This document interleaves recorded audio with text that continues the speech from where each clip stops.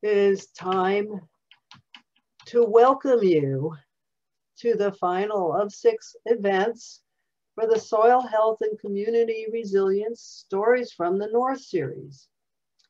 This 2021 series is our 3rd annual soil series. And tonight's event is called Learning from the Original Vermonters. I am Grace Gershuni, tonight's facilitator. I'm a Vermont Healthy Soils Coalition board member and one of the organizers of this series. And I would like to especially thank the other members of the organizing team, including Melissa Lorita Cole, Becky Colpitts, Lauren Weston, Avi Bauer, and Kat Buxton. So thank you for coming tonight, or if you're watching later, thank you for watching. We've been reading your survey responses and collecting the resources that you've been sharing with us and working to provide you with the information on all of these topics at all sorts of scales. Please check out our website for the series and scroll to the bios for each speaker and to the crowdsourced resource list at the bottom. There is a wealth of information there, much more than could be shared in a webinar. Thanks especially to our incredible partners who've made this series possible. The 50+ organizations and businesses that you see on the bottom and side of your screen have helped us fundraise for our speakers, spread the word about these events, and shared countless resources with us that we have been sharing with you. We'd like to give a special thank you to the Cooperative Education Fund, the Vermont Healthy Soils Coalition, and the Littleton Food Co-op, as well as to Cabot Creamery Cooperative. To learn more about all of the partners and to take a look at the resources gathered from the partners and through the pre-event planning survey, please visit our website for this series, and Lauren is adding that link to the chat now. We would like you all to know that we are recording tonight's event. Additionally, we are keeping you muted, and we ask that you keep your cameras off. Our team will be doing our best to keep disruptions to a minimum. Depending on your version of Zoom, you should also have a button at the bottom of your screen called Live Transcript. If you click the arrow next to those words, you should be able to turn on or off an auto-generated live feed of subtitles of tonight's discussions. We apologize in advance if the transcription service captures any of the words incorrectly. The entire transcript will be saved and posted with recording if people want to come back to it later and don't have access to it. If we don't get a chance to answer your question during the Q&A session, be sure to follow up on the Vermont Healthy Soils Coalition listserv and check your Eventbrite emails that include answers shared from the speakers after the event. If you have any questions for us at any point, please submit them through the Zoom chat box. So we are opening this evening with a land acknowledgement. This land acknowledgement for what is referred to by some as the Northeast Kingdom of Vermont and the North Country of New Hampshire has been shared with us and others by Chief Don Stevens of the Nulhegan Band of the Coosuk Abenaki Nation, one of our featured guests tonight. Many of us are on the land which has long served as a site of meeting and exchange among Indigenous peoples for thousands of years and is the home of the Western Abenaki people. The team organizing this event today honors, recognizes, and respects these peoples, especially the Abenaki, as the traditional stewards of the lands and waters on which we gather today. In that spirit, today we will begin by acknowledging that we are guests in this land. We need to respect and help protect the lands within our use. We will now take a few moments of silence to honor and respect the elders of the past and the present who were and are stewards of this land.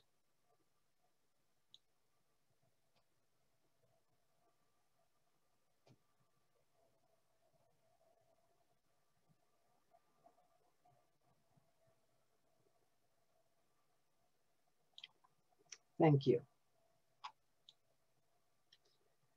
In making this series, we wanted to create a community for all to gather safely. We created a list of community values and guidelines that are being shown on your screen now. In this space, we agree to respect and recognize all voices, lived experiences, perspectives, and worldviews.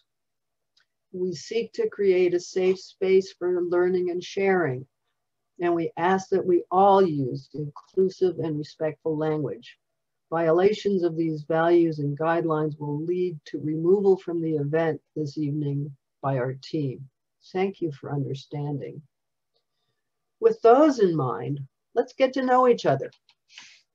As you feel comfortable, please introduce yourself in the chat box with your name, where you're participating from tonight, and a response to this question. What plans are you making based on what you've learned throughout the soil series? While you're doing all that, I'll announce the winners of last session's raffle. So last week, the winners are Peter Higbee, who is also part of a group working to bring a food co-op to the Androscoggin Valley. And the link to that is in the chat. Catherine Harris and Tim Howe, and Loretta Nelson. And now let's get to tonight's survey and raffle. We do have a post-event survey that shouldn't take more than 3 minutes to complete and will be sent out with the recording of tonight's event via an Eventbrite. If you fill out the survey within 1 week of tonight's event, you will be entered in our raffle for prizes. The prizes tonight are Mighty Mini Microbe Coloring Book from NRCS. That's really cool. The book, Organic Revolutionary by me, Grace Gershuni, my memoir, and the compost and worm castings from Black Dirt Farm. And then, as this is the conclusion of our series, we have a grand prize, which is a Wolf River heirloom apple tree valued at $150, donated by Elmore Roots Fruit Tree and Berry Nursery in Wolcott, Vermont. This variety is known for its extra large apples. Old timers say it takes one to make a pie.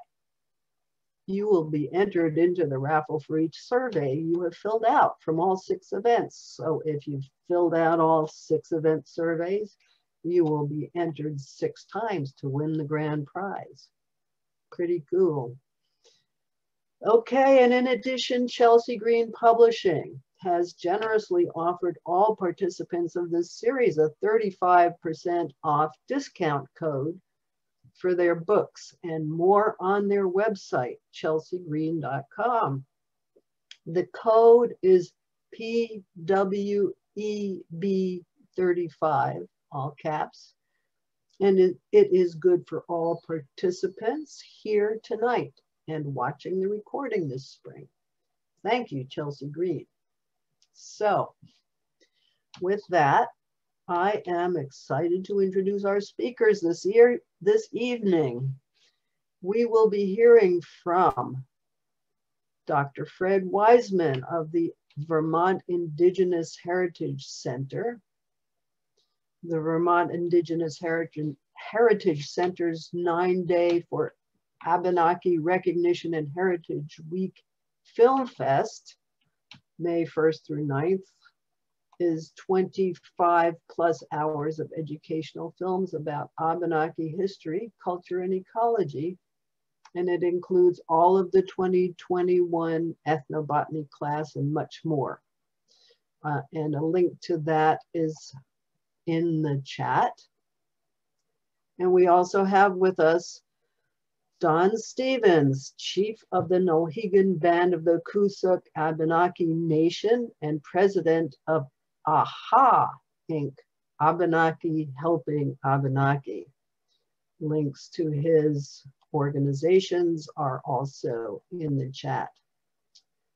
And following their presentations, we will have a question and answer period, and then we will hear from Becky Colpitts, Community Outreach Coordinator at the Littleton Food Co-op and one of the organizers for the Soil Series, who will help us wrap up the series. And I am expecting to see Gwendolyn Hallsmith on the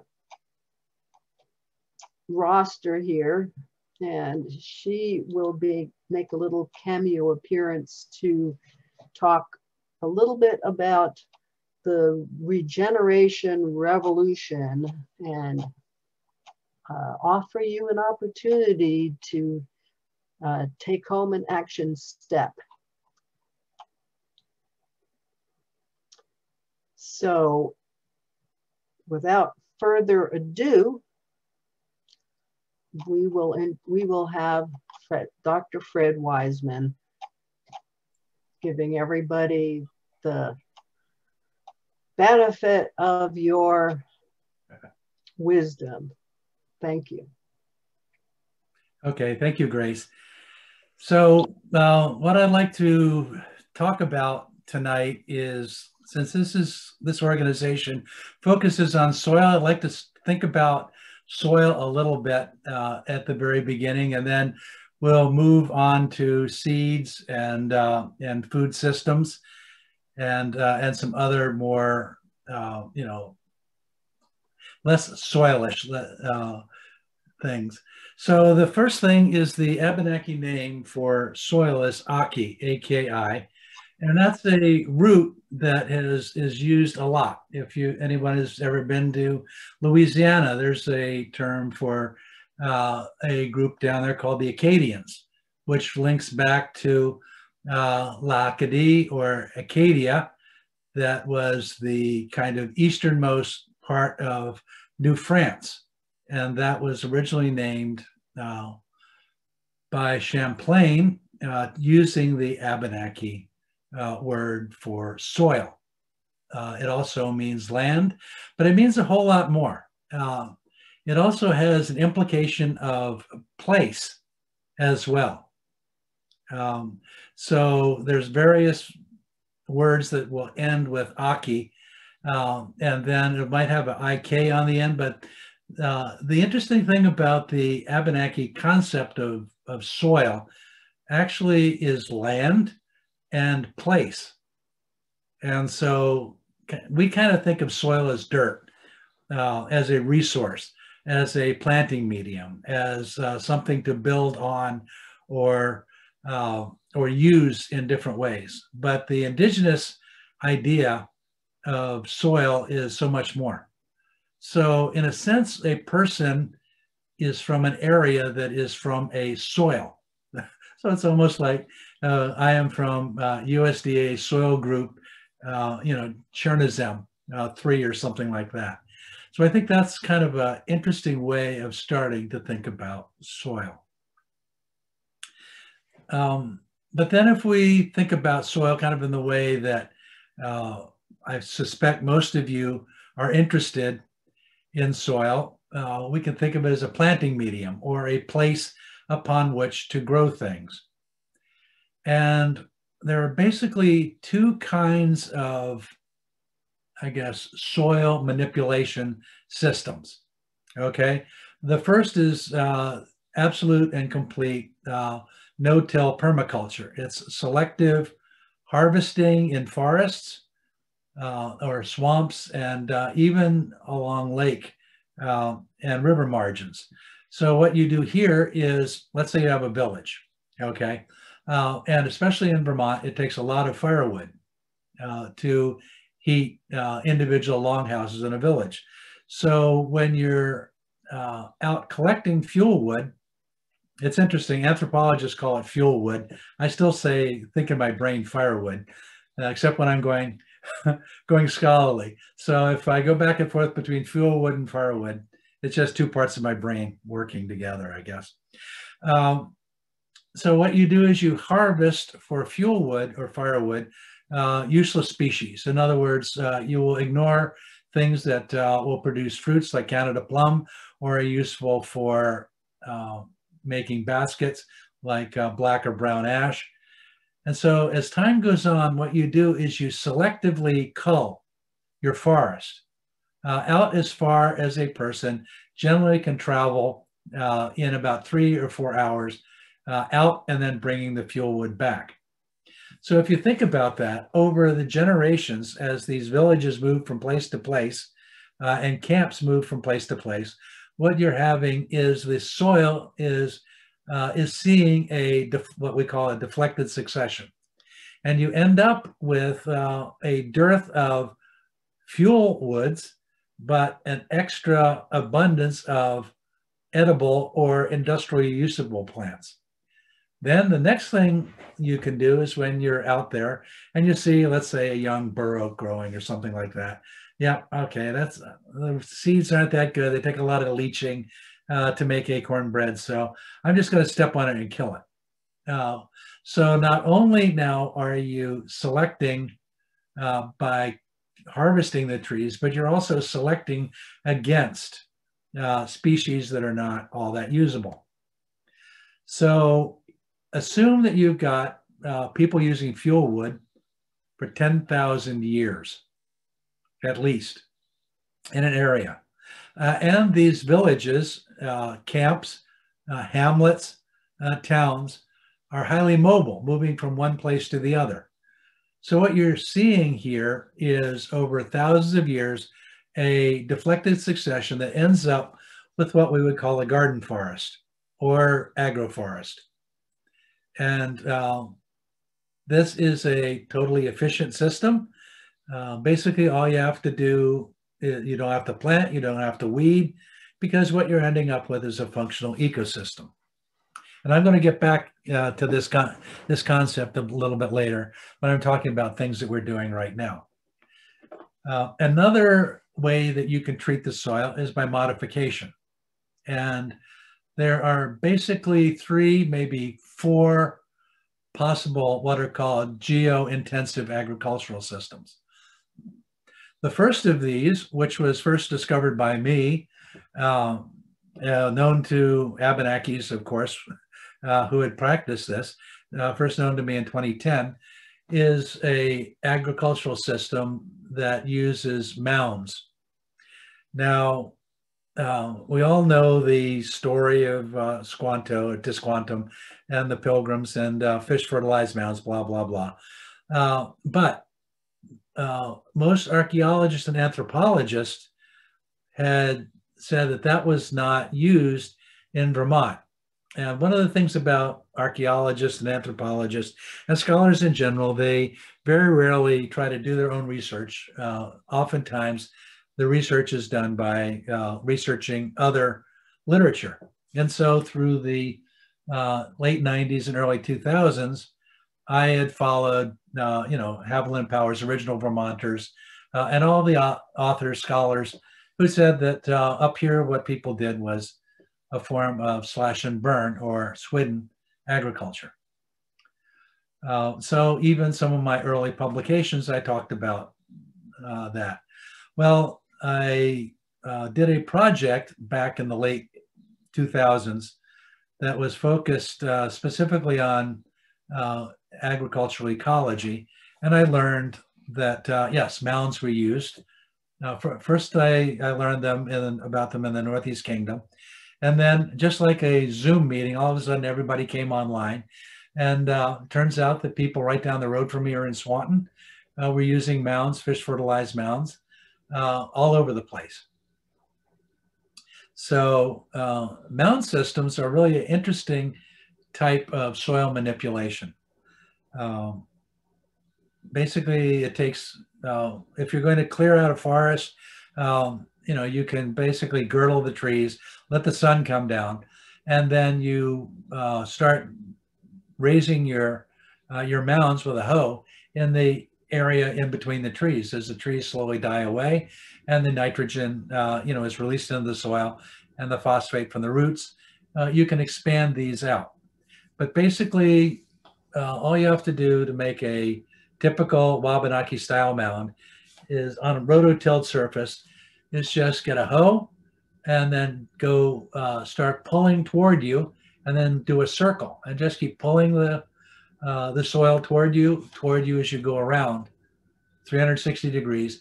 And eventually you're going to end up with a mound of soil. Then you start tamping the top of it with your hoe, and you've got the basic construction of an Abenaki mound. Now, what size?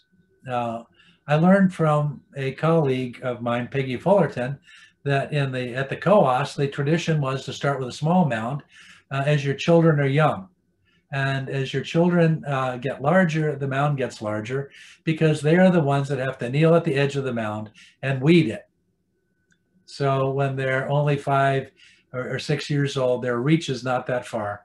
But as they get older, they can reach a lot farther in. And so that's a really interesting way of thinking about it. There's a more advanced system that is that I didn't have a clue existed up here until recently. That's a platform mound with mounds on it. In other words, what you do is you cut and fill a hillside, or you raise a large mound. These can be up to an acre in size.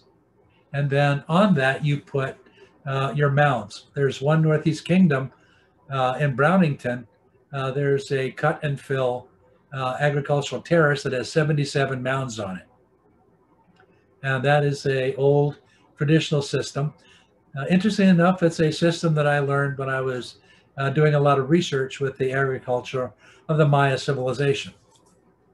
The third soil manipulation system that is indigenous to Vermont is the linear or ridged floodplain mound. The tropical name for it is a marseño. And what this is, you raise a long linear mound, generally about 6 degrees off of the axis of the spring flood. And this is a flood regeneration technology. And so you build all these mounds. If the flood is going this way, you orient them about like this: 1, 2, 3, 4, 5, 6, 7. And what happens is it sets up a system of harmonics in the turbulence in the water. So it deposits and does not erode them. And so every spring, when this vernal freshet comes through and floods the floodplain, you redeposit new fresh soil and new nutrients. And if you get it wrong, and the angle is at 7 degrees, the hydrodynamics of the soil movements will erode here and deposit over here, and it will self-correct. And so every year these things will correct a little bit. The engineering and the hydrodynamics on these things are really interesting. So these are some of the fascinating soil management systems, from agroforestry that does nothing at all to fairly sophisticated pedagogical systems. And so the question is now, what do you plant on them? Well, starting in 2012, I founded an organization that's called Seeds of Renewal, or Seeds of Renewal Project. If anybody is interested in the overall project itself and all the seeds and the crops, we have over 55 indigenous Wabanaki. Remember that first slide that you saw? 55 Wabanaki varieties of corn, beans, squash, sunflowers, ground cherries, squashes, pumpkins, all kinds of stuff. There's a book that's for sale at the Ethan Allen Homestead, at the Lake Champlain Maritime Museum, and the Vermont Historical Society. It's called The Seven Sisters. because there's not just 3 sisters. That's a Haudenosaunee thing. The Wabanakis had 7 sisters. So if you're interested in the book, you can get them from any of those organizations that are Seeds of Renewal partners. So what we're in the process of doing now is moving away from collecting the seeds. The seeds of, they're all being now grown out at Sterling College to be sure that the lineage, the genetic lineage of all the crops will be absolutely pure. And each of these seeds has its own story. I do in the spring a class, a full day seminar based on Native Seed Search's Seed School. Anybody that's familiar with Gary Nabhan and Barney Burns and Martha Ames and their work in seeds in the Southwest is familiar with that program. Interesting enough, all of those people graduated with me at the same time from the University of Arizona. They stayed there, and I ended up way up here in the cold north. So what I want to move on now, because I notice the clock is ticking and I have 20 minutes, to considering the idea of food systems. All right. Now, what we've talked about, the soils themselves, the nature, the spiritual or place-based nature of soil, and we've talked about the creation of these fields. We've talked about 55 varieties of corn, beans, and squash, each of which is a different shape, different size, different growing season, different susceptibility to frost, different amount of nutrition that each one can have. So you've got so many variables to figure out what to put on them. But here's some rules, okay, for planting a mound. In general, if you're planting Wabanaki varieties of corn, they are, except for Abenaki rose and callus corn, they're too short to let beans run up them. So traditionally what you do is you make a bean trellis, basically a tripod, in the middle of your mound, and you plant your beans at the arms of the tripod, and they will trail up the bean tripod. Then you plant your corn at the outer margin of that, so the corn will not be shaded out by the beans. And then on the sides of the mound, that's where you plant your various squashes. And those will trail out into the intermound areas. And what you can do is they'll try to go out straight in all directions. You just get the leading edge, just take a twig. And as it's going this way, just pick up the leading edge, put it over the side, put a twig in, and spiral them around. And eventually they will be in a spiral that will completely shade out the weeds, even crabgrass. And so all of your intermound areas then will be taken over by your squash. And so then there's the whole issue of nurture. Well, I want to talk about the spirituality of this in just a few minutes, but in general, if you do a mound right, this is actually permaculture. You plant these things and then you put a fish in the middle. Traditionally, the fish was a fillet about the size of your open palm. That is centered in the mound, and you plant it a palm deep. You don't put it up the top, but you put it in this deep, because as the fish will rot, you get a shadow of the nitrates and phosphates will come out like this. And if you put your corn too close to it, it's too high up, or your beans, but you're going to burn your crops. So the tripod and your fish goes in the middle, and that works absolutely wonderfully. And as time goes on, you just keep putting the fish in that over and over again. You never weed the intermound areas, because you will get, various types of weeds, but they won't overshadow, especially your more robust varieties of things like Penobscot pumpkin and East Montpelier squash. They'll kill crabgrass.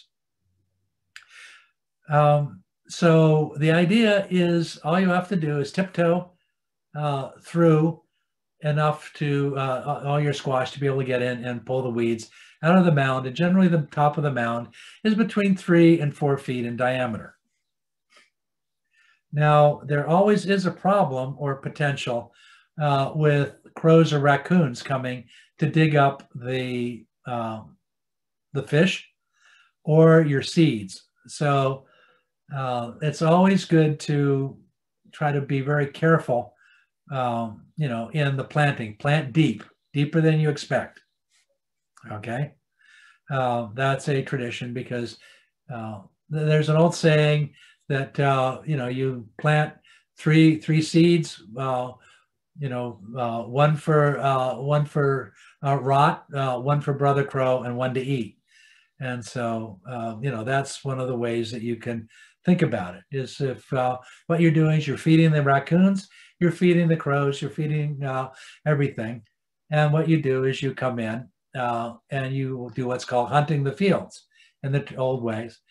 So even though the raccoons might get your corn, you'll get the raccoon and you eat the corn through the raccoon or the woodchuck. And so, you know, hunting the fields is just a way of concentrating all of your crops into meat. And interestingly enough, we're doing a lot of agricultural work in the Burlington Intervale, and there is almost, and I'm hoping that we can get a movement toward allowing in the city of Burlington non-firearm hunting of our fields in the old ways, using such things as bows and arrows and atlatls. And there is an interest in that. We'll see how far we can push it. And then there's harvest. Now, I'm sure all of you that anybody that goes to antique shops up in this neck of the woods, you see Abenaki baskets. You know, over in the corner, there's a stack of them. They're all over the place because they've been made by Abenakis here for years. The weird thing is that almost all of those baskets that you see are for tourist trade. Everywhere else in North America, Central America, and South America, there is an intimate one-to-one relationship between basketry and agriculture and foods. Baskets are used to store seeds, and they are a sacred part of the ritual of harvest. And so what I'm doing is I'm engaging Abenaki basket makers to make harvest baskets, winnowing baskets, sieve baskets, and stuff like that, to try to train, to bring back the old original, you know, technology. Every now and then on a, you know, you might be able to find a pre-1850 agricultural Abenaki basket. I just was able to get 3 on the Dwayne Merrill auction a little while ago from the early 1800s, but they're very, very rare. And so when you think about agriculture, when you think about harvesting, think about baskets, okay? Because the spirit of the ash tree is linked through the basket to the spirit of the harvest. And of course, harvest is a time of Thanksgiving. And so our first harvest of the agricultural produce, now we've had many harvests before, like right now we're harvesting ramps or Allium trichocum, the wild leeks in the upper elevation forests.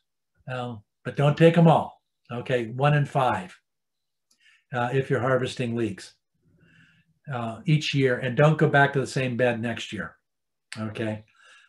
We've got some Allium trichocum seeds, and we're going to try to raise several thousand of them fairly soon to see if we can start getting them out. How much time do I have, Grace? Am I over? Okay, so I'm over. So I just wanted to wrap up that all of this is nurtured by ceremony of asking permission of the land, of the plants, and Thanksgiving after the fact. The Abenaki farmer and the astute Abenaki person lives a life of asking permission and giving thanks for everything. And so I give thanks to you guys for letting me talk. Thank you. And thank you, Dr. Wiseman. That was amazing. Amazing amount of information in that short 20 minutes. I think it's funny too. I think I went over. It's okay. We're very happy to hear from you. And now it's with pleasure I will introduce Chief Don Stevens. Please teach us. Hey, Quay, greetings. Oleoni, thank you for allowing me for speaking with you tonight. That was great, Fred. Kind of hard to follow that act. I mean, Fred is a wealth of knowledge. If anybody knows Fred, he's amazing, and he's been a good friend for a long time. And we've actually worked together quite a bit on different things. But I think we've really started working on the ethnobotany stuff. He was working on seed saving, and I'm working on feeding our people. When we got recognized back in 2011, the following year, we wanted to have a place, as Fred said, the AKI, the land, Aki, right? It's like your roots, right? We had even though this was our land, we were removed from stewarding it. So we set out to get a little piece of land to try to prove that if towns can have a forest, why couldn't a tribe? Because we are a government, town's a government, why couldn't we use the same model? So Nulhegan really set out to work with different partners like the Sierra Club, the Open Space Institute, Vermont Land Trust, Vermont Housing and Conservation Board, and many others, the Vermont Community Foundation, to try to get enough grants to actually purchase a piece of property. We found a piece of property in Barton, which is about a half mile into the woods, and it was a beautiful location. And within the corridors for protecting wildlife that the Sierra Club was interested in. So anyway, we all got our heads together and we were able to work together to purchase this piece of property in Barton in 2012. And people want to know what that means. And like, well, it's kind of something we hadn't owned in 200 years, right? I mean, since the Phillips deed was done as part of our relations back in the end of the 1700s. So it's giving you a place, and I can only explain it as is, if you grandfather had a farm, no matter who lives there now, every time you go past that farm, it's always, this is where grandpa lived. This is where my dad played. This is the swing. This is the pasture or my favorite cow is in. But you're kind of oblivious to the person or the people who are living there now. It's always in your memory, etched in your memory. And when Fred was talking about land-based, we're a land-based people, that, you know, owning a piece of property that you could reach down and grab the soil, smell it and touch it, and know that that is the same soil that hundreds of your ancestors, if not thousands of your ancestors, had walked upon at one point, and now you are able to steward this land as they were, and you could never be thrown off it again. I mean, that's just that gives you a sense of home, a sense of place, and like our tribal names, Nulhegan means place of the wooden traps or the deadfall trap, where Missisquoi is place of the flint, and so on and so forth. So we were place-based people. So getting this piece of property was a real milestone. So then we said, well, what do we do with the property? Because we really want to work with this property to use it in the way that our ancestors did traditionally. So we set out, we worked with the Health and Human Services to get a block grant to start a tribal garden, community garden inside the forest. Like Fred was talking about, in some manner of being able to cultivate the forest. But we also decided to do the mound gardening inside this forest. And it's amazing how much food you can actually grow in a mound. You can grow a lot of food with very little soil disturbance. And so we mounded up a bunch of, we created a bunch of mounds, and, we were close to a brook, so we could water. And, and of course, being in the middle of a forest, the animals were very hungry. So the 3 seeds that you plant, I think we got maybe a half because the critters really enjoyed it. And yeah, so that was the first year. It was kind of a trying period. So then the second year we kind of planted again, and noticed that we also grow tobacco. So we kind of noticed that, things that were around the tobacco plants weren't really getting touched. And we were studying this and learning as we were able to harvest some of these crops. And it dawned on us, we went back to our stories, because we were taught through oral culture. So we were listening to the Corn Mother story, where our Corn Mother turned into corn and tobacco. Corn to always feed our people, and tobacco so that way we would never go hungry again. We'd have something to give for prayer instead of her life. So the next time we planted in that area, we surrounded the garden with tobacco.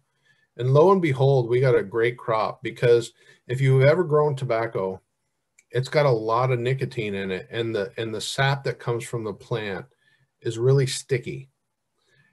So if you're handling tobacco or harvesting it, if you're not careful, it's like putting 10 Nicoderm patches on your arm, and you're gonna get a little woozy, because that nicotine is absorbing right into your skin. So the animals are the same way. They didn't, if bugs tried to get into your garden, sort of like what marigolds do in the garden, it kept the bugs away. So when they landed on the flowers to try to get to the tobacco flowers, they stuck to the plant, and it kind of was a natural bug collector or bug zapper. And the animals didn't want to eat the plant or go through it because of the stickiness and because of the nicotine that was in it. So it was like a natural fence almost. So so we found out based on our stories what the kind of structure was. So you had the corns, the beans, and the squash in the middle, and the tobacco were kind of outside, kind of keeping watch. And it's neat to see how your stories and how the actual agriculture comes together. So that became not very big enough. So one of my goals was, since we have a large health disparity, we're really high with chronic diseases like diabetes, heart disease, and actually a lot of economic poverty as well, especially in the Northeast Kingdom. There's no industry up there. Everybody kind of lives off the grid and kind of eats what they can or what they grow or what they forage. But sometimes it's cheaper to go get a dollar menu, something off a dollar menu, than it would be to $3 head of lettuce, right? So that didn't help much. So I set out with some others to say, how do we get food first, security, and then food sovereignty? So we started working with the Sterling College, as Fred did with the Seeds of Renewal, to kind of grow out our crops. So that way, not only could we educate the students, but we can also reap the produce from that and give it to our citizens to be able to eat. So it was a good partnership. And as we grew crops and they got larger, we fed people at Sterling College, the students educated, but also was able to give food to our citizens. So the following year, that was about 3 years ago, the following year, I moved to Middlebury College and started the same thing, growing some crops there for seed the first year, and then the second year really building out seeds, and crops, so that way we could take those crops and distribute them. And last year was the third year that we really started our food security program. And we started working with NOFA, and we also expanded into UVM, the horticultural farm. So they started growing food for us, and with NOFA, we had that's the Northeast Organic Farming Association. So we started working with them, and we had 15 growers. Some were commercial, some were individual farmers. So basically, they would grow the crops. We would retain the rights to the seeds. They would be able to eat something new that they've never had before, because you can't just buy it off the shelf. And then we would do an end of the year harvest and educate them on our kind of growing or our crops. So it's a great partnership, and they're really helping our community. And that's the reason I call it food security and not sovereignty, because we're relying on others to help us grow, who actually have the land that we don't have anymore. And so we have to rely on people to help grow these crops. This year, we're moving to 4 colleges, including Bennington College, and also 40 growers of NOFA, so which will probably triple our food production. And to meet the demands of this, we opened a food shelf in Holland, Vermont, in the old Holland School, where we distribute food out of. I distribute it out of my house in Shelburne to, as I can, to the communities around Montpelier and Chittenden County. And also, we have one in Coosuk, New Hampshire, and we probably are going to be opening a 4th up in northern New Hampshire around Littleton or Lincoln, around that area at some point. So we're trying to feed all of our people off these programs. If you go to AbenakiTribe.org and go over to the More section, under AHA, you'll see the Abenaki Land Link project, which focuses on the stuff we're doing with NOFA. So because the kids are coming back, that's why we're starting to build out more and more produce. And we've had some awesome partners. So that's kind of our food security program when it comes to the produce piece. But we also are branching out into meat production and bison production for meats, steers and bison. So we're in the process of building that out, where we're relying on a couple of farms to actually house the animals. And we're always looking for hay to feed them, or because we don't have a revenue source. So we have to rely on others and donations and grants to help our programs until we can get land that we can do it on our own and make it a lot easier. Then we will have true food security. So that's another aspect. So now we have the crops, we have the meat production, but there's also a third area that I wanted to do, because see, ownership of land was sort of a foreign concept to us, because we were land-based people and the land was part of us and we were part of the land. We didn't really look at it as ownership, because the creator or Gluskapi created the land, and we couldn't take it with us. We couldn't put it in our pocket. We couldn't leave. We didn't have the sense of ownership. We had the sense of stewardship. So as long as we took care of the land would take care of us. And we would have these things periodically, like Fred was saying, like end of year harvest or the beginning of the crops or throughout the year, to get together to really determine where families should be located. Like, okay, we don't want to use up all the resources. We want to manage them. So in the summer, your family goes here on this river, maybe Lake Willoughby, maybe the Clyde, maybe the Nulhegan River.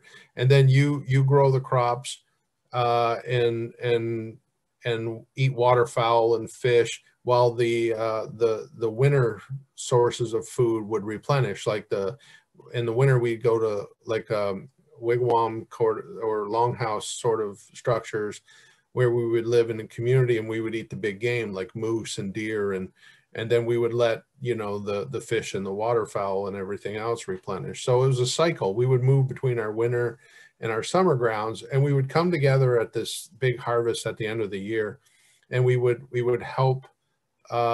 Like somebody might have too much corn, but somebody doesn't have any squash, or we would get together at the harvest and we would trade for things we needed that would help us get us through the winter, and then we would store them in caches and go get them as we needed them. So the other piece that I want to talk, if you go to AbenakiTribe.org to partnerships, I wanted to give us access to land. Since we couldn't own land and we didn't have the money to purchase land, I said, how do we work with the people who do have the land and do own it now? How do we work with them to get access to that land as our ancestors did? So I reached out to some companies like First Light and TransCanada and the Green Mountain National Forest. Those were the three that we really started working with to say, hey, I know we can't own the land, but can we access it to gather natural foods, natural medicines, and artistry material? So like, you know, fiddleheads are coming up soon, and ramps, and, you know, how can we forage natural food systems in the way our ancestors did without having to worry about the ownership of the land? And so the key is getting easements or access to land, whether it be easements, deeds, gifted land to us, or through licenses or permits. So once we started getting a few of those, the Europeans were more comfortable that they weren't the first one doing this. So then I really started compounding. You know, I got a permit through the Stovia Conte Basin. I worked with the state to get all the Agency of Natural Resources lands, the Fish and Wildlife lands, the state parks and recs. We're working all the time with, we have the access to the Vermont Land Trust lands, and we're working on Vermont Housing Conservation Board lands and others. We actually have some lands that are deeded. We're in the easements. Not deeded, we're in the easements. And like I said, besides the land we own in Barton. So we have the natural foraging and natural medicines and artistry material. We have the crops that we grow with partners, farmers that we work with, and also our meat production. So that kind of gives us a good food security program. And we're continuing to build that out and trying to help lessen the gap of the health disparities. One of the things I wanted to mention that that when Fred was talking, some of the mounds that were done in Brownington, because they're done within a close proximity of a river, then those sometimes tend to flood, right? Like Fred had mentioned. So the mounds would be done in rows, and it would be parallel to the river. So if it happened to flood, the current would be going in between the rows, because that was a natural funnel, because it didn't block them. The mounds are kind of like a little barrier, and one stacked behind the other were kind of like a natural. So it created more of a funnel in between. So that way the mounds would go with the river and not against it. So the flow would naturally try to go in between, which was perfect, because then it didn't wash all your crops away in case you had an instant flood or something after you've started growing your crops and there was a big rainstorm. It wouldn't wipe out your entire crop. It would actually just kind of flood, but the currents would go through the rows parallel to the river, instead of just you staggering them and then it just wipe them out. So I know it's about 7:25 and I'm about 5 minutes over. So I'll probably stop it there. But if anybody has any questions on how they want to participate, you can always go to our webpage under Contact Us, shoot me a note. You can contact NOFA, you know, or, you know, go to our website. You'll learn a lot about all of our programs between our food security, our land access, and just general history. So thank you. Thank you so much, Chief Stevens. I'm sure that there's an awful lot more that you could be telling us about. And there are some great questions that have already been asked in the chat. And then with the help of Lauren and Avi, I can let you know what those questions are. We have a question we have a consolidated question about tobacco from several people. One of the questions is where do you get the seeds for the tobacco? And then, is the tobacco mosaic virus a concern for those plants like it is on tomatoes? I know that is a concern for including tobacco or smoking in a greenhouse where they're growing tomatoes. Well, I can only, oh, go ahead. I can only say for myself that, I mean, we have tobacco that was, you know, we got some from the Seeds of Renewal. We've gotten some from other Wabanaki tribes, including some of the Abenaki tribes. So there was two types of tobacco. There was what we call the rabbit tobacco or the yellow bell, and then there's the larger rustica, which is a pink and white flower. I don't know. We haven't had any problems with disease per se. Fred probably would be more of the expert on that type of thing. But one thing I will tell you that once you do, and you could probably order tobacco seeds online from because I mean, down in the Carolinas, I mean, there's tobacco in Virginia all over the place. So I imagine there's places you could buy seed from mail order to grow it. If you can buy hemp seeds, you could probably buy tobacco seeds. So my point being is that though, once you plant this, they're very prolific. They're almost like weeds. And one little tiny bulb of a tobacco seed might have 100 seeds in it. Right, one little bulb might have 100 seeds, and they're like carrot seeds. I mean, Fred will tell you once you get some and you grow it, you'll never run out of tobacco seeds again because it's very prolific. So go ahead, Fred. Do you want to add anything there? Yeah, as far as where to get seeds, there's what you should try if you're ordering online. The tobacco is rustica tobacco, Nicotiana rustica. Okay, we did not have the traditional Abenaki varieties are not the tobacco, which is a South American one, even though the Connecticut River, of course, the big tobacco industry in the lower Connecticut River Valley, those are all, Nicotiana tobaccos. And I've never had any trouble with any mosaic virus when they're planted in the field. And as Don said, they are a weed. Nicotiana is a weed. And so they'll, you get them going and they'll stay. Traditionally, to harvest, the best way, there's a couple ways, is to harvest with Nicotiana rustica varieties. Instead of just taking the whole plant up and hanging it upright, what we do anyway, and the way that we learned it was as it starts to go yellow from the bottom, you stay ahead of the yellowing as it goes up. And just as an individual leaf is beginning to go yellow, that's when you pick it. Because at that point, that's consolidating all of the essence, both the phytochemical as well as the spiritual essence of the tobacco. So there's a couple little hints. Well, thanks. There was another question about the tobacco, and I think you've answered it. Is your tobacco similar to the flower Nicotiana, which is used in the same, which must be in the same plant family, and is that also useful as a fence to protect your plants? Now, ornamental Nicotianas they don't have anywhere near as much of the phytochemicals that, we like to use when we smoke it. But, it has some, but it's nowhere near as good a repellent. Actually, Nicotiana rustica is about 4 to 5 times stronger than tobacco in terms of that repellent kind of activity. It's also a pretty hefty thing to smoke it in non-ceremonial ways. So we always encourage only its use in very rare, specialized times. Let's put it that way. Yeah, most people don't realize that the tobacco, most of what we grew, we actually offered it by hand into a fire.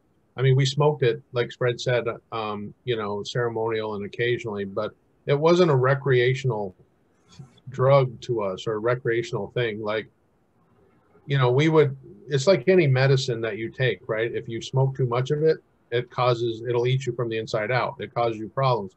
So if it's done in the right way and done in moderation, then that's the way we looked at things. Right. Great, thank you.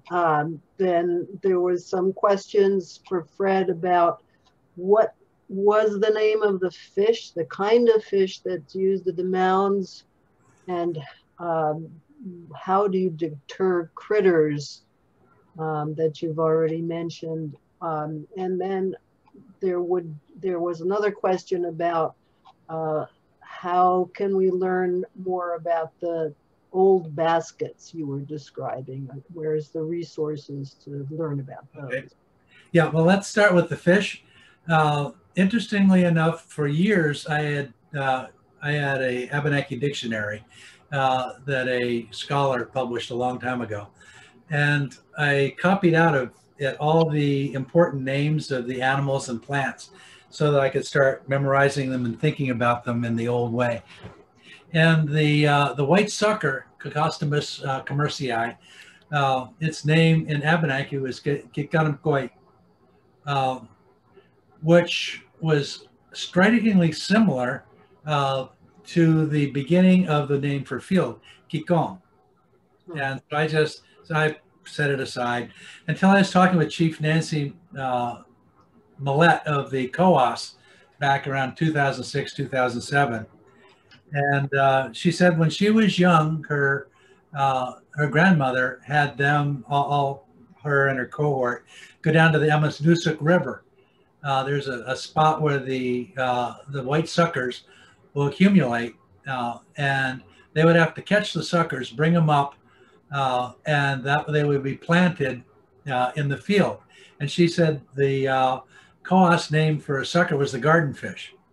Boom, there it was, the Abenaki, old Abenaki name. Now there's recorded in the 1950s, means the garden fish. So the white sucker is your fish. So you cut that, fillet it down, and take hand-sized chunks of it and put it in the ground. The interesting thing in the Amonoosuc, not so much in the Missisquoi River, but the fish will run at exactly the time when you're planting your mounds in COAS territory. So it just seems as though the Great Spirit, has worked everything out as a finely tuned machine. So that's it for the fish, garden fish. Now, what was another part of that question? How can we learn about the old baskets? The old baskets. Sheesh. Well, the old baskets were, okay, one of the things you can do is go online and look up Maine potato basket, okay? The Maine tribes, actually they still make them, but up until the 1980s, they made huge numbers of ash splint baskets for harvesting potatoes. The construction of that basket, they're round baskets, okay, with a very hefty bale, or the handle coming up over the top. They were not polished. In other words, if you look at a fancy basket, the individual splints will reflect light, okay? That's because they took this tool to shave off the remains of the spring wood there. So it would make it a nice shiny surface for the tourist. In general, not always, but in general, most agricultural food baskets were left rough. So in other words, you could run your finger over it against the grain and it would feel rough. You do that for a tourist basket, it wouldn't. So there's a couple quick ways of finding one.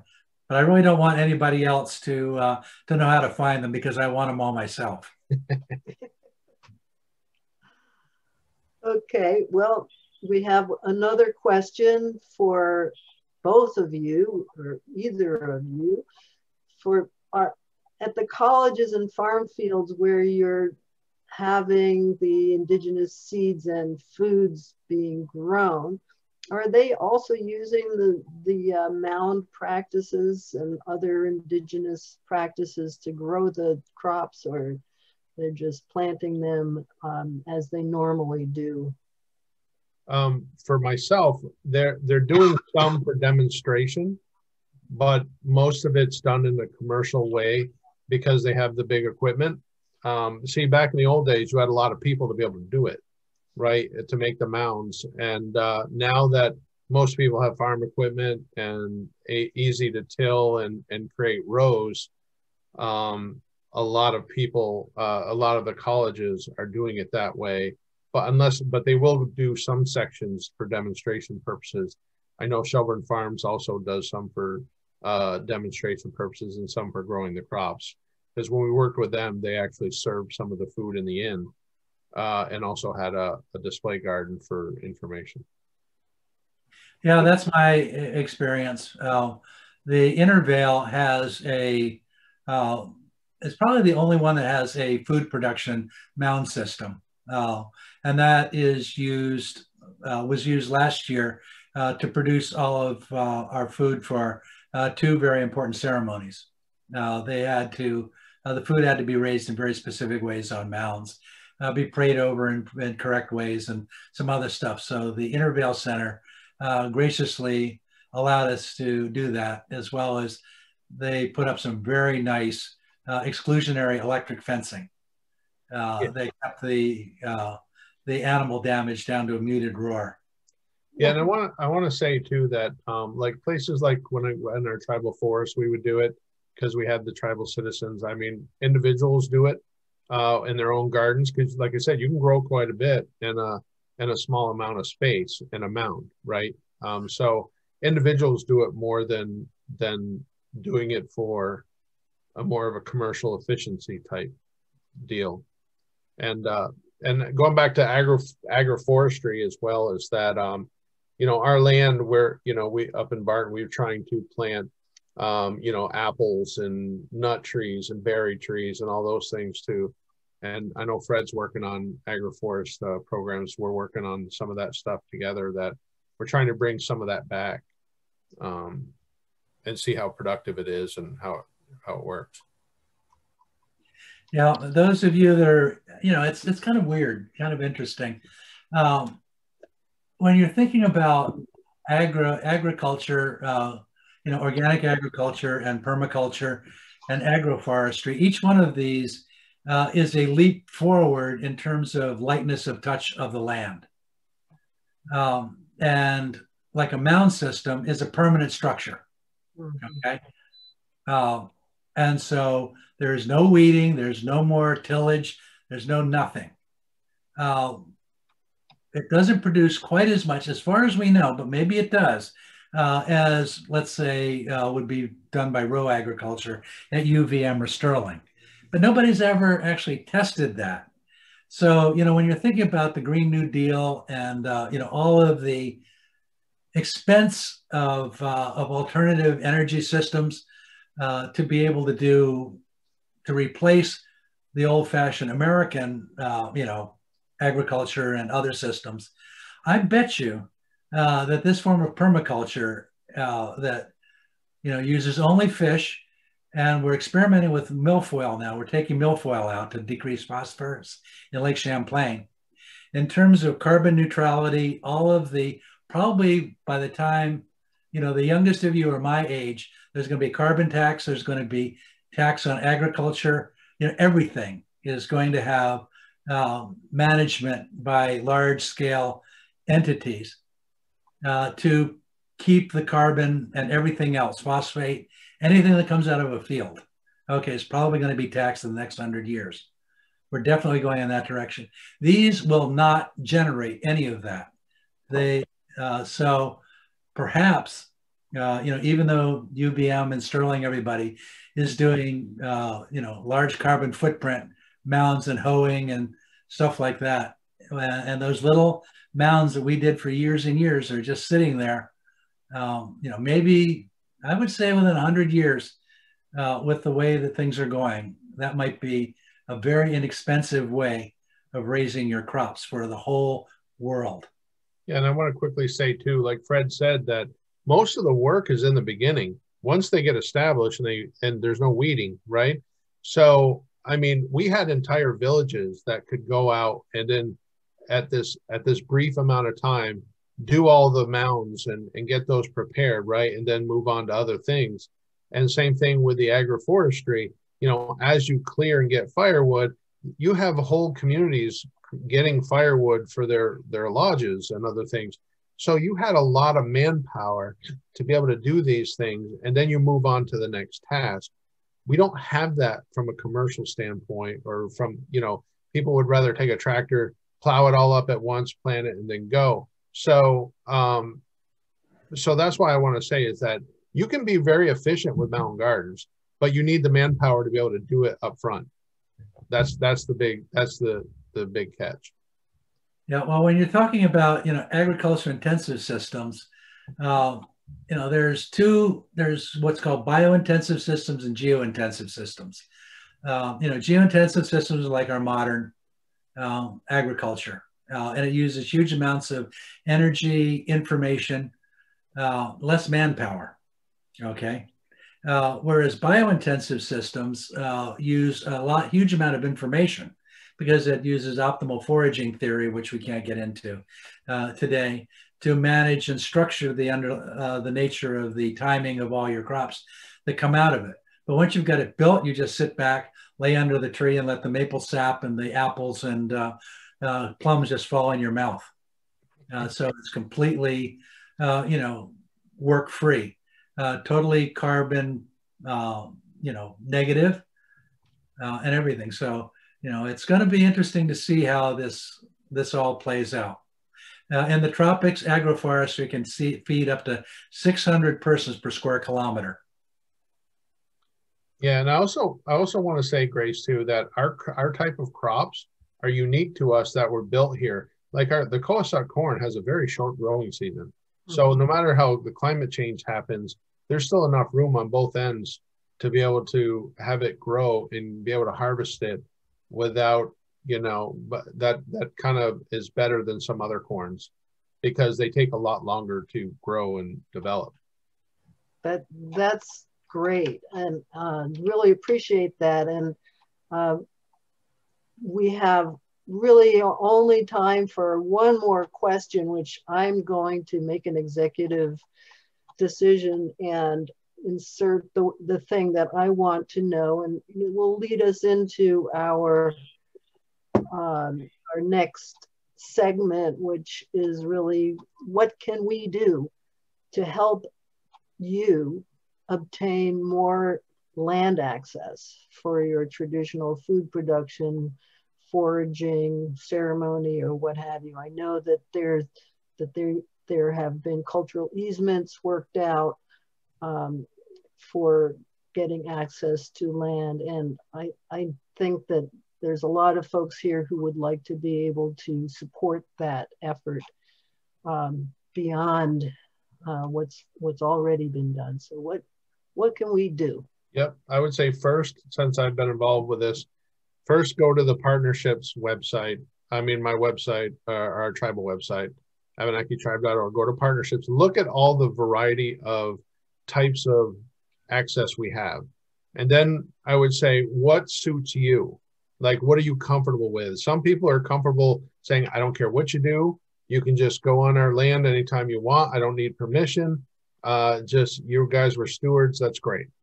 And then there's others, like they want to know exactly what you're taking. They want to know when you're there. They want to, you know, so it's whatever people are comfortable with, because we didn't have the access before, but we do get it, then that's more than what we had, right?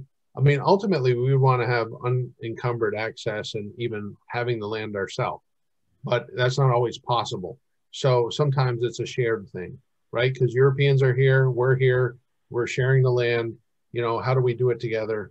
And the best way is, what are you comfortable with? And if you want to get into the crops and growing crops, then we're full this year, but we can look at other opportunities that might be able to work and provide access to help grow food for the people.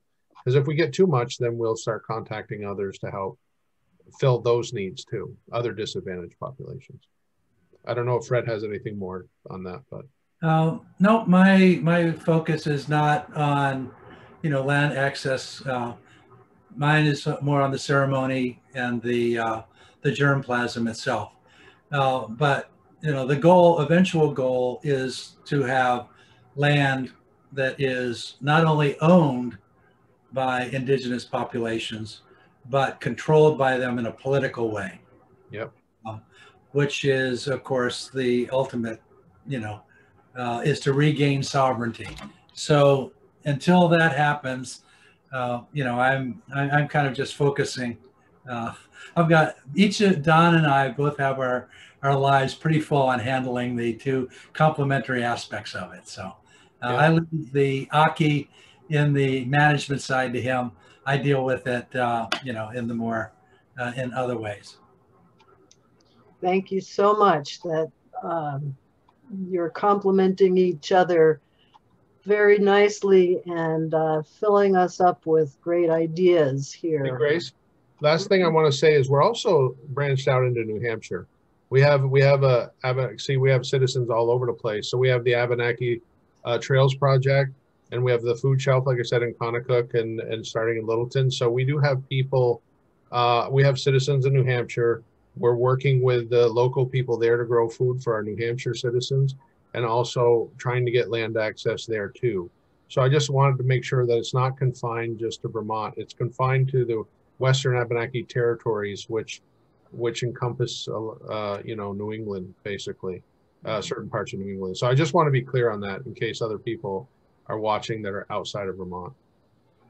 That's great. Thanks for that. And before I introduce Becky to take us home, I'm going to call on Gwendolyn Hall-Smith from Cabot and the Vermonters for a New Economy to offer you another opportunity to implement these ideas where you live. So can we have Gwen on microphone? And yeah, thanks, Grace. Hi. Hi. Yes, Grace said, I'm Gwendolyn Hall-Smith. I live in a permaculture eco-village in Cabot, and we're calling for a regeneration revolution. We need your help. We're asking people from every town in the state of Vermont to take up a petition for town meeting next year, supporting regenerative legislation at the state level, and to start and amplify regenerative practices at the local level. Here in Cabot, I'm going to take up a petition for town meeting to grant a permanent easement on our town forest to the Nulhegan Abenaki Band for medicine and stewardship, and to support the regenerative economy bill. All the local regenerators, which are people just like you, I hope you sign up for this after the meeting, will come together on October 2nd, 2021 for the first People's Assembly. That's where we'll decide on what the statewide campaign for 2022 will be. People's assemblies are called for in the regenerative economy bill. They would have a mandate to create a new economy and professional staff support. As far as I know, the bill is stalled in the Committee on Natural Resources, Fish and Wildlife, but we're going to show them that it can work. You can join us by going to neweconomyvt.org or put your email in the chat, and I'd be happy to send you more information. Thanks. Thank you, Gwen. And now for Becky Colpitts to tell us what we have learned and what we can do, and ask us what we can do when we get home. Take it away, Becky. Thank you, Grace. Oh my gosh, this series is amazing, and another one just happened. So after the pandemic started last year, there was a soil series in Hanover that I learned about. And so I approached Lauren Weston and Kat Bexton last summer, and I had imagined what a series like this could do for a region's resiliency. That was top priority on my mind with food shortages and shelves not being always stocked in our food co-op. Although, because of our local connections, we really had a full meat case and produce. That's resiliency. So I talked to them about this series, and this series has actually gone beyond my imagination, and now it's out into the world with inspiration, grounded practical knowledge, and resources to build a strong social mycelium here in the North Country of New Hampshire, the Northeast Kingdom of Vermont, and further and wider. The reach of this series has extended across the nation and even internationally. Thank you to our amazing organizational team of Lauren Weston, Kat Buxton, Grace Gashuni, Melissa Loretta Cole, and Avi Bauer. Their vision and expertise has truly made this series amazing and possible. I would also like to give a heartfelt thank you to the Cooperative Education Fund and Cabot Creamery.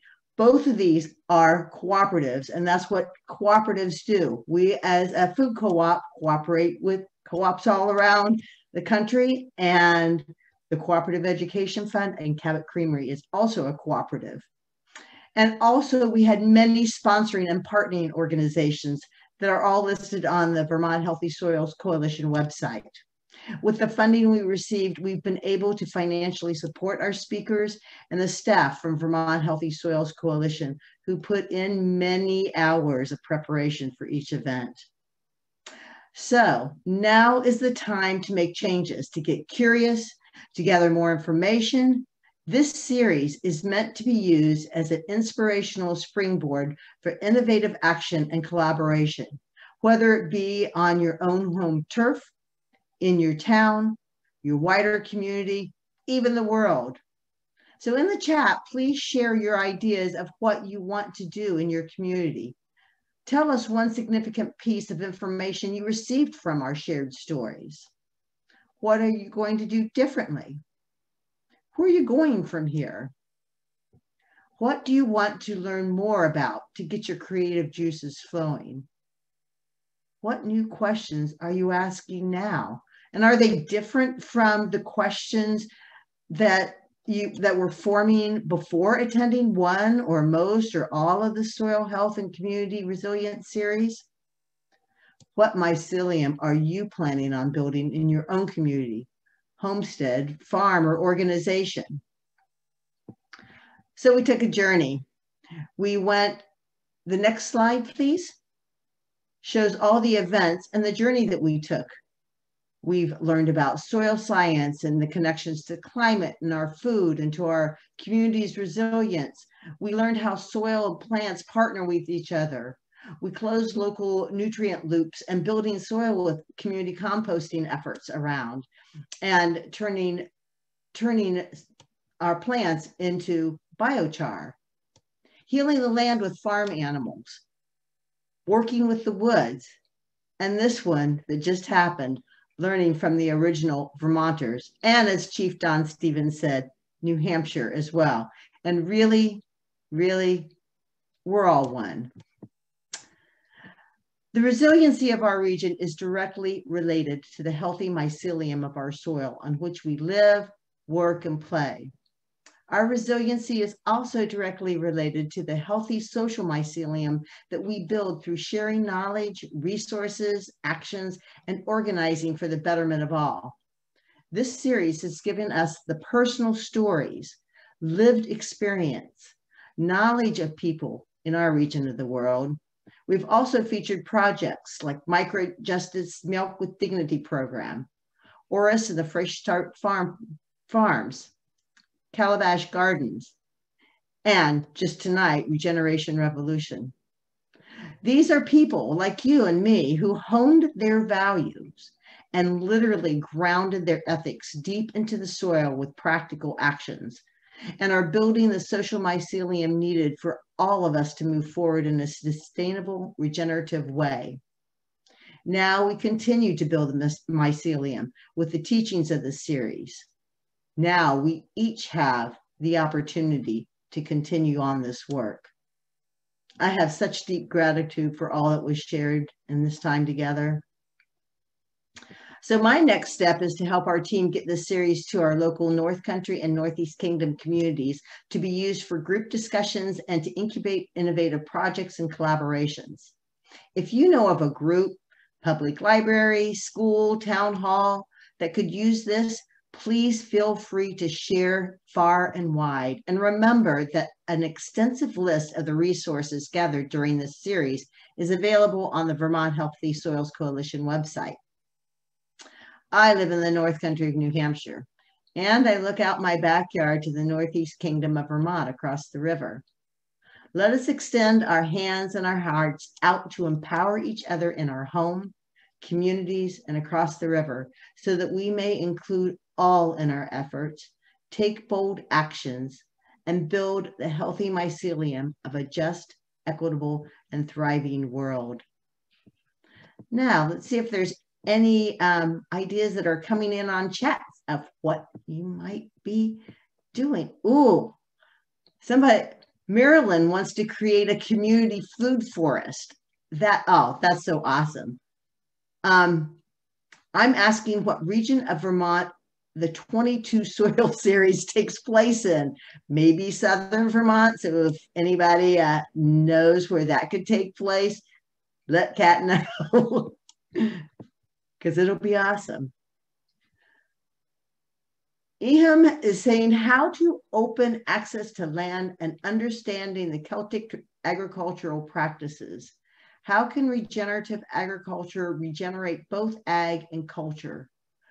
We being the soil. Thanks all.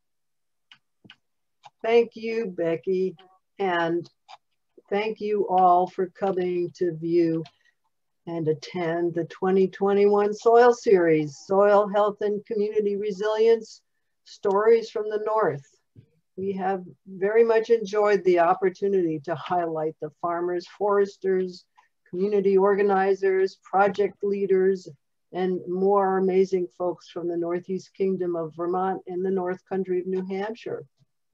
So to keep the conversation going, we encourage you to join the listserv for the Vermont Healthy Soils Coalition. When you get the post-event survey, along with the recording of today's event via Eventbrite, you can also elect to join the listserv. And I think it's a fabulous way to stay informed and stay in touch. Not really a huge amount of traffic. And also make sure to fill out the survey to enter this week's raffle, including for that grand prize Wolf River apple tree. And if you have enjoyed these presentations, please do consider donating what you can to support this work and help us to make the material available to more communities. You can look for the donate button on the website or use the link in the chat or follow up Eventbrite message. We also encourage you to support the organizations featured throughout the series. Links for those organizations and businesses are available on the event website. So stay tuned for next year's soil series, maybe in Southern Vermont, and always more helpful information from the Vermont Healthy Soils Coalition. We all wish you and your soil the best of health. And thank you so much. Have a great year.